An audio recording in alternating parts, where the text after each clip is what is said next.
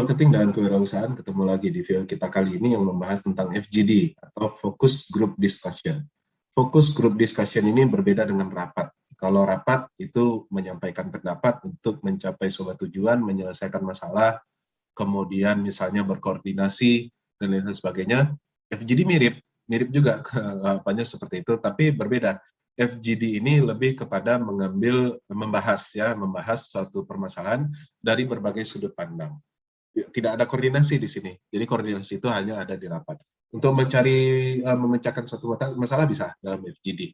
Nah, FGD ini biasanya pesertanya pun berbeda dengan rapat. Kalau rapat itu pesertanya biasanya dalam organisasi, anggota organisasinya. Tapi kalau FGD biasanya dari berbagai sudut pandang. Nah, misalnya kita membahas tentang perekonomian Indonesia misalnya, maka diundanglah ahli ekonomi, yaitu satu sudut pandang. Diundanglah seorang dosen, misalnya profesor, nah itu dari sudut pandang akademisi. Diundang dari masyarakat misalnya, ini itu dari sudut pandang masyarakat. Jadi FGD seperti itu, mereka mencari informasi, mengumpulkan informasi untuk membahas satu masalah. Nah, jadi ini yang mau kita bahas di video kita pada kali ini. Nah, FGD merupakan suatu diskusi yang dilakukan secara sistematis, serta terarah mengenai suatu isu atau masalah tertentu. Ya, nah FGD ini kalau dalam bahasa Indonesia disebut sebagai DKT atau diskusi kelompok terpumpun.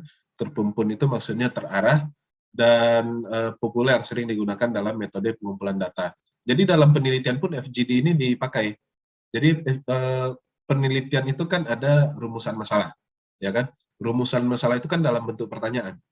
Pertanyaan itu yang dilemparkan dalam FGD, ya kan? Nah, jadi ketika FGD itu dapatlah berbagai masukan dari berbagai narasumber. Jadi FGD ini bukan hanya bukan hanya untuk berdiskusi, tapi untuk metode penelitian juga bisa. Metode mengumpulkan data dalam penelitian. Mengumpulkan data itu kan ada metode kuesioner, metode wawancara, salah satunya termasuk juga FGD. FGD atau Focus Discussion Group intinya adalah wawancara dari sekelompok kecil yang dipimpin oleh seorang narasumber atau moderator yang tugas mereka salah satunya mendorong peserta untuk berani berbicara terbuka dan spontan mengenai hal yang dianggap penting, namun berhubungan dengan topik diskusi yang sedang dibahas. Jadi FGD ini memang biasanya ada materi dulu, tapi tidak mesti ya. Ada materi dulu, paling tidak anggota dari FGD ini dia tahu apa yang sedang dibahas. Oke. Kalau Anda ini pernah menonton dulu ada sebuah acara di TV One, namanya Indonesia Lawyers Club atau ILC, yang dipimpin oleh Pak Karini Ilyas, dulu namanya JLC, Jakarta Lawyer Club. Nah itu FGD itu, jadi setiap minggu dia ada suatu isu, ada ini, dia bahas dari berbagai macam sudut pandang. Nah kemudian, apa tujuan dari FGD ini? Tujuannya adalah untuk memperoleh masukan atau memperoleh informasi paling tidak. Kalaupun tidak ada masukan, pokoknya informasi mengenai permasalahan yang sifatnya lokal dan spesifik. Namun penyelesaian tentang masalahnya ditentukan oleh pihak lain. Jadi yang menyelesaikan masalah bukan anggota FGD ini. Makanya beda FGD dengan rapat. Kalau rapat yang menyelesaikan masalah itu juga anggota rapat. Tapi kalau FGD tidak, dia cuma ngasih pendapat saja. Setelah ngasih pendapat, ya sudah selesai FGD-nya. Ya. Nah, syaratnya jika ingin melakukan diskusi kelompok terarah atau diskusi kelompok terkumpul ya, FGD dapat berjalan dengan lancar. Setiap kelompok diskusi memerlukan satu moderator. Jadi ada moderator yang akan membagi bola. Bagi bola maksudnya, nah silakan kepada Bapak ini untuk menyampaikan pendapatnya. Nanti kalau misalnya ada pertanyaan silakan, tapi tunggu dulu, sampaikan dulu pendapatnya. Mungkin satu orang itu dikasih 10 menit, 15 menit. Kemudian ada satu notulen, tetap harus ada notulen, satu pengembang peserta, dan satu atau dua orang logistik dan bloker gitu ya. Maksudnya panitianya. Ada logistik, ada bloker, nah, dan lain-lain sebagainya.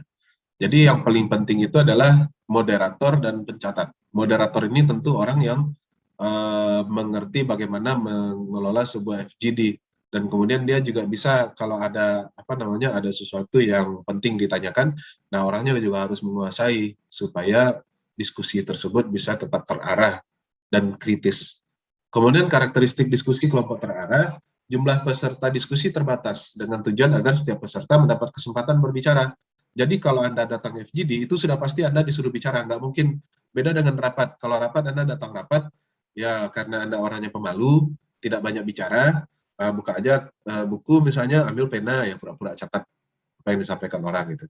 Tapi kalau FGD itu pasti disuruh ngomong kalau sudah sampai di dalam ruangan FGD. Jadi nggak bisa ya jawaban saya sama dengan orang itu, nggak bisa.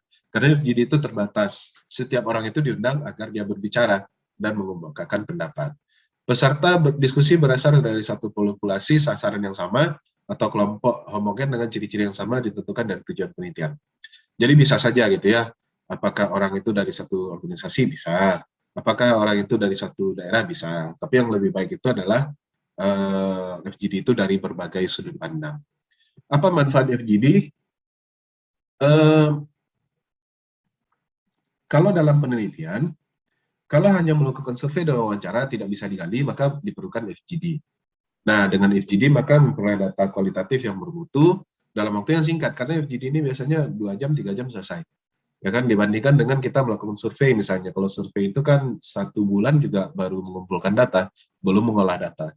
FGD dianggap sebagai metode yang cocok bagi permasalahan yang bersifat lokal dan spesifik. Karena itu dalam pelaksanaan FGD melibatkan masyarakat sekitar sebagai pendekatan yang paling serasi. Ini yang untuk penelitian ya.